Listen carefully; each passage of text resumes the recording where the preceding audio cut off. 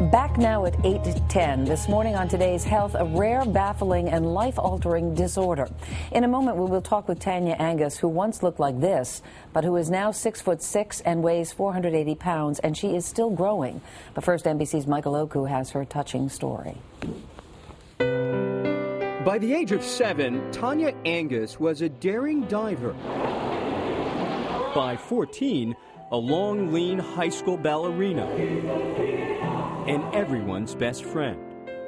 Old home videos, dusty pictures that reveal who Tanya was, but not what she's become. I get the impression everything hurts. Yes, every day, everything. At 30, Tanya is 6'6", 480 pounds. Today, I'm still growing. Everything is growing. Everything. My back, my head, my feet, my hands, my face. Tanya suffers from something called acromegaly, a chronic growth dysfunction that afflicts only 2 to 3 out of 1 million people per year. It's like I'm somebody else. I look in the mirror, I don't see me. It was a decade ago when Tanya, then an energetic 20-year-old interested in an acting career, began to notice that nothing fit. Then, one morning, couldn't fit into any of her clothes at all. I kind of got scared when I couldn't fit into my shoes anymore. In a few short days, her voice deepened, her face expanded. Doctors discovered a benign but inoperable brain tumor lodged in her pituitary gland and secreting excessive amounts of growth hormone, a life-threatening condition if left alone. If an acromegaly patient is appropriately managed by a specialist today, that patient can enjoy a relatively normal life. Acromegaly can usually be treated, but so far nothing's worked to slow Tanya's condition. They said that I am the only person that they cannot control my growth with medicine. My keys. She gets out in a van modified to accommodate her, mostly to call on one of 5 doctors she visits a month.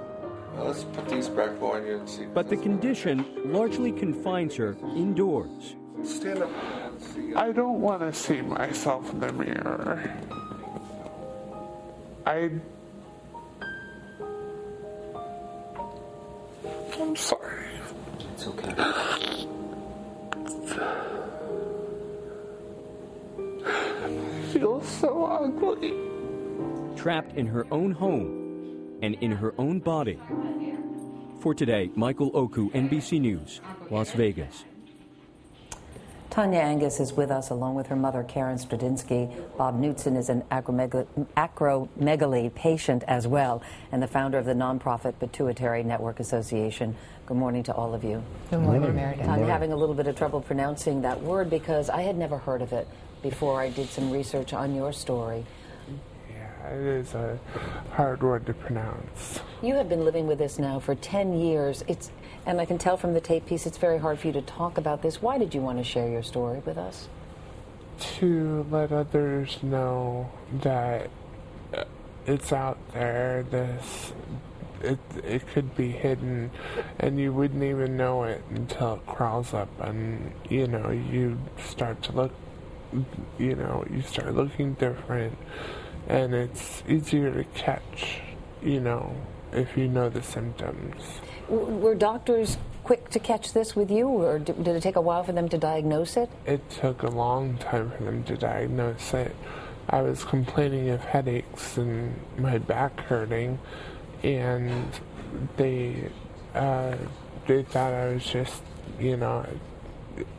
Hypochondriac? Yeah, a hypochondriac who wanted painkillers. And when I finally moved back to Nevada, my sister took a look at me and said, "Oh my gosh, I'm taking you to the doctor. I can barely recognize you." And my pediatrician noticed something right away. She's like, "I'm sorry, you're going in for an MRI." And then it was finally diagnosed. Yeah. Karen, Looking back now at your daughter's life prior to turning 20 when this manifested itself, any signs of anything? She was a perfectly normal child growing up. Yeah. There was no indications. She had went to the pediatrician and everything was normal. The growth, everything. So, Bob, is this typical that it will just come upon someone? Is it genetic? Why does this happen? It's one of those rare diseases that literally just hits you one morning or one night, and you wake up and you know something is very, very wrong and you need help. Now, she has the world's oldest disease. It dates back to Goliath, the biblical times. That's how old it is, and I have the same disease. You have the same disease, but you look great. Yours is being controlled. Why can't hers be controlled?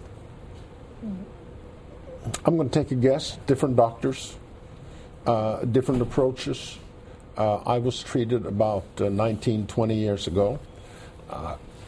Strangely enough, we had the same surgeon, but I have been followed by academicians because I'm pretty pushy, and I wanted to make sure that I stayed well and healthy, and my reason for coming here, very frankly, was to meet Karen and Tanya and point out that I've talked to numerous physicians and surgeons over the past 3 days, because that's all the time I had, and there are some who think quite certainly that they can help, and I know them well. Well, you know what? We are run out of time in this segment, but maybe when you guys get off the set, you can share that information with Tanya, because I'm sure anything that could help her would be greatly appreciated. Of course. Tanya, thank you so much for your time this morning. Karen as well. Thank you, Bob Knutson as well. Thank you all.